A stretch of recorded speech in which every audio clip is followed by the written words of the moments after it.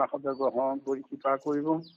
আৰু আপোনাৰ সব সাধু বস্তুৰ আজ্ঞা হৈছে, আমি আজ্ঞা বৰ ভক্তি সন্মান জনাই দাসৰো দাস হৈ আজ্ঞা ভাগি পালনৰ কাৰণে আগবঢ়া হৈছে।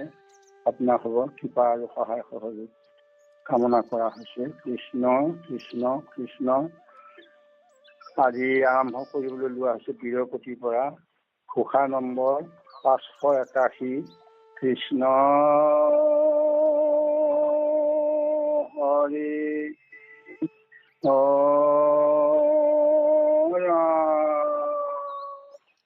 কৃষ্ণ শংকৰ গুৰু হৰি ৰাম ৰাম হৰি ৰাম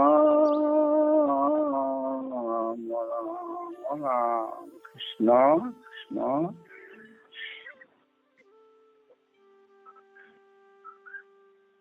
বিষয়ৰ আশা ভংগে ভক্তৰ হৰিষ দেখয় বিষয় সুখ বিস্তাৰ সদৃশ দেখয় বিষয় সুখ বিস্তাৰ সদৃশ। কৃষ্ণ কৃষ্ণ কৃষ্ণ কৃষ্ণ মাধৱ মাধৱ মাধৱ। আমাৰ জন্মৰ সেৱাৰ থলী নমামিত সন্ধানী সত্ৰত সমবেত হোৱা আমাৰ পাঠক বা সঞ্চালক বাপুকে মুক্ত কৰি সমস্ত ভক্তি প্ৰেমী ৰসগ্ৰাহী বা চৰণলৈ আমাৰ ভক্তি ভৰা সেৱাভাগি নিবেদিলো।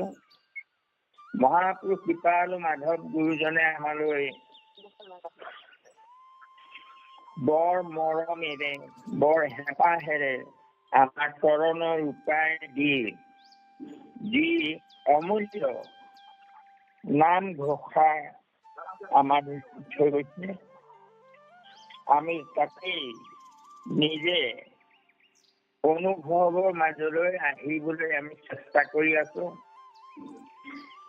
আমাৰ প্ৰয়োজনীয় জীৱনৰ কোনো কথাই বাদ দিয়া নাই, সকলো আমাক দি থৈ গৈছে।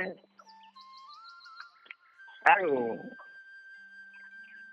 যদি হৰি ভকতি আমি একাগ্ৰতে ল'ব লাগে, তেতিয়াহ'লে আমাৰ বাধকটো কি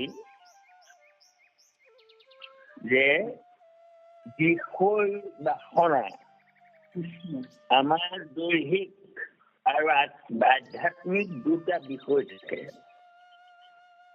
দৈহিক ইন্দ্ৰিয় যিবোৰ বিষয়, সেই বিষয়বোৰৰ যেতিয়া মন বেছি গৈ যায়, তেতিয়া আধ্যাত্মিক বিষয়টোৰ ফালে পিঠি পৰে।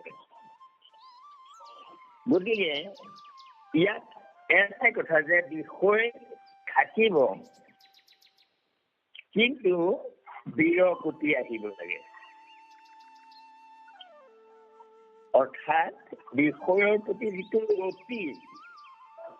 ৰতিটো তাৰমানে লাহে লাহে লাহে কমাই আনিব লাগে। আনি এতিয়া বিষয়ৰ আশা ভংগে ভক্তৰ হৰিষ দেখয় বিষয় সুখ বিস্তাৰ সদৃশ। যে বিষয় সুখটো, বিষয়ৰ আশা যেতিয়া ভংগ হয়, অৰ্থাৎ আশাকে যেতিয়া পুঠি দিয়ে মানুহে, অৰ্থাৎ বিষয়ৰ আশাটো পালে লাহে লাহে আমি তাৰ পৰা আঁতৰিবলৈ চেষ্টা কৰিব লাগে। এতিয়া মই এটা সাধাৰণ উদাহৰণ দিওঁ আপোনালোকক, যে আমি কেনেকৈ আত্ম হ'ব লাগে। ধৰক আমাৰ জিভাৰ লোভ আছে বহুত, সেই লোভটো আমি লাহে লাহে তাৰমানে কমাই আনিব লাগে। ধৰক আমি এই আহাৰ খাওঁতে আমাৰ তাৰমানে কোনো ব্যক্তিৰ এনেকুৱা থাকে যে কেঁচা নিমখ অকণ নহলে তাৰমানে তেওঁ হেৰি তাত আকৌ কিবা এটা সানি লৈ পেলাই আৰু এটা তাৰমানে সোৱাদ লবলৈ বিচাৰে যে নিদা। এনে মই এটা উদাহৰণ দিছো যে সেই কথাটো যে নিমখ খাবলৈ তাৰমানে নিমখ কম হ'ল, নিমখ বেছি হ'ল, নিমখ অকণ দিয়া, জলকীয়া অকণ দিয়া, এই এনেকুৱা যিটো তাৰমানে আমাৰ ভাত তাৰমানে জিভাই খাদ্য বিচাৰে বেছিকে। গতিকে সেইটো আমি কি কৰিব লাগে যে প্ৰথম আমি এইটো কৰিব লাগে যে আঞ্জাত নিমখ কমেই হওক লাগে, কিন্তু সুকীয়াকৈ আকৌ নিমখ অকণ বিচাৰিব দৰকাৰ নাই।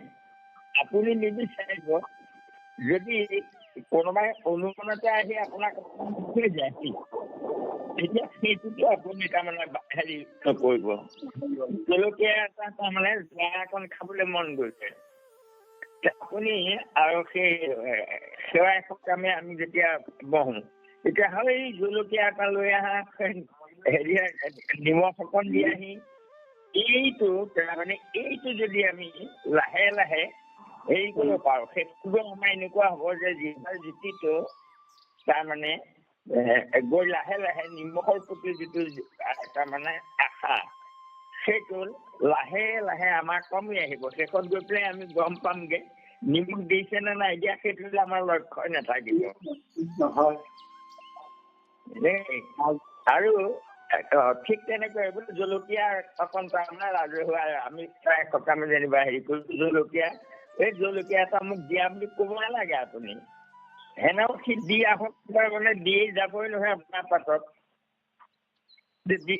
দি থৈ গ'লে আপুনি হেৰি খওক, কথা নাই, কিন্তু বিচাৰিব নালাগে লাহে লাহে আমি।